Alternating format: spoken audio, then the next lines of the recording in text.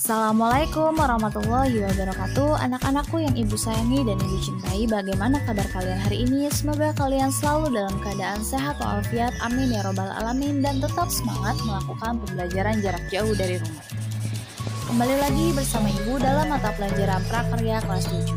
Pada video pembelajaran kali ini, ibu akan membahas mengenai kerajinan limbah lunak. Selamat menyaksikan.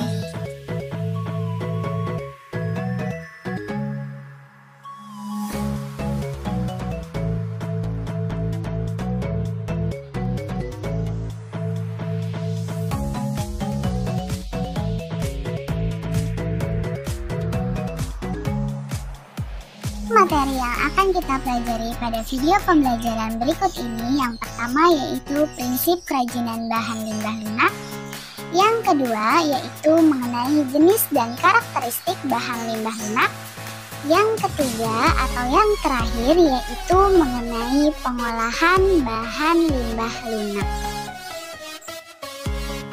Setelah mempelajari video pembelajaran berikut ini, diharapkan kalian dapat menyatakan pendapat tentang keragaman karya kerajinan dari bahan limbah lunak.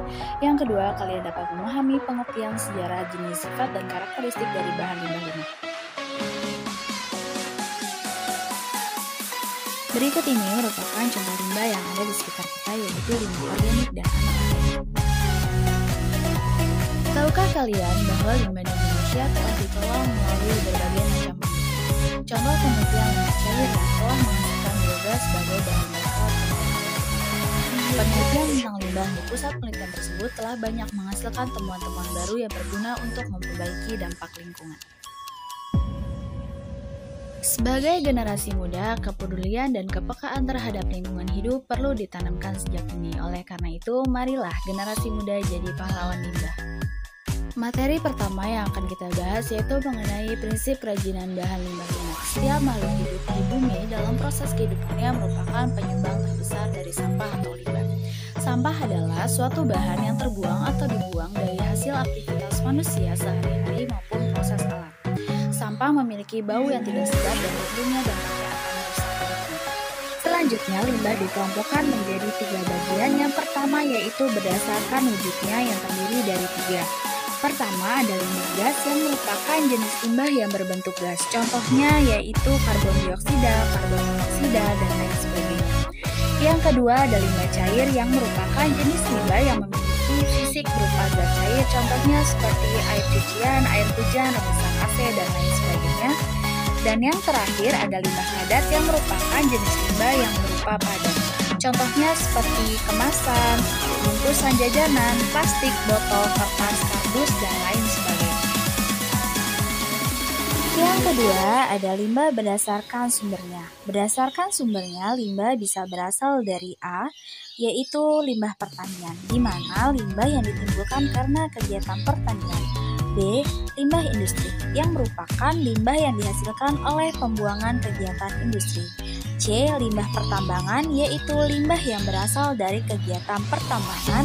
Dan D. Yaitu limbah domestik, merupakan limbah yang berasal dari rumah tangga, pasar, restoran, dan pemukiman penduduk yang lain. Yang ketiga atau yang terakhir yaitu limbah berdasarkan senyawanya.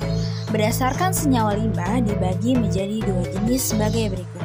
Yang pertama ada limbah organik, di mana limbah yang bisa dengan mudah diuraikan atau mudah membusuk. Contohnya seperti kulit buah, sayur, kotoran manusia, dan kotoran hewan. Yang kedua ada limbah anorganik, di mana jenis limbah yang sangat sulit untuk diuraikan. Contohnya seperti plastik, beling, dan baja. Materi selanjutnya yang akan kita bahas yaitu mengenai jenis dan karakteristik bahan limbah lunak. Limbah lunak mengacu pada kata sifat lunak, yaitu limbah yang bersifat lembut, empuk, dan mudah dibentuk. Limbah lunak ini dikategorikan dalam 2 bentuk. Yang pertama ada limbah lunak anorganik dan yang kedua ada limbah organik. Yang pertama yang akan Ibu bahas yaitu mengenai limbah lunak organik, di mana limbah lunak organik berasal dari tumbuh-tumbuhan. dan semua tumbuh-tumbuhan dapat dijadikan sebagai produk kerajinan.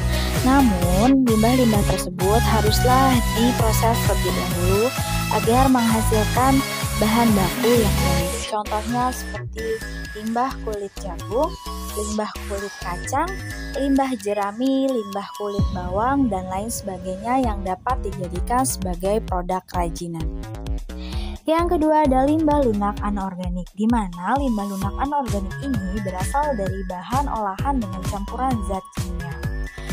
Limbah lunak anorganik bersifat relatif sulit untuk diuraikan, namun beberapa mungkin bisa terurai tetapi memerlukan waktu yang lama. Contohnya seperti plastik kemasan, styrofoam, kain perca, dan juga limbah pangan. Materi yang terakhir yang akan kita bahas yaitu mengenai pengolahan bahan limbah lunak, di mana pengolahan limbah lunak memerlukan pengetahuan yang memadai agar dalam pemanfaatannya tidak menghasilkan limbah baru yang justru semakin menambah permasalahan dalam lingkungan.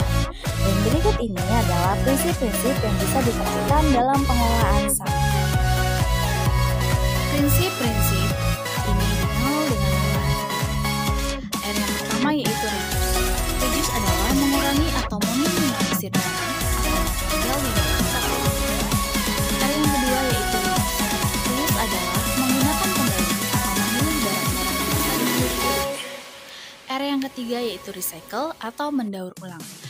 Artinya yaitu kita mendaur ulang barang-barang yang sudah tidak dipergunakan, kita daur ulang kembali agar barang tersebut dapat dimanfaatkan kembali. Contohnya yaitu bahan-bahan limbah yang didaur ulang sebagai bahan baku kerajinan.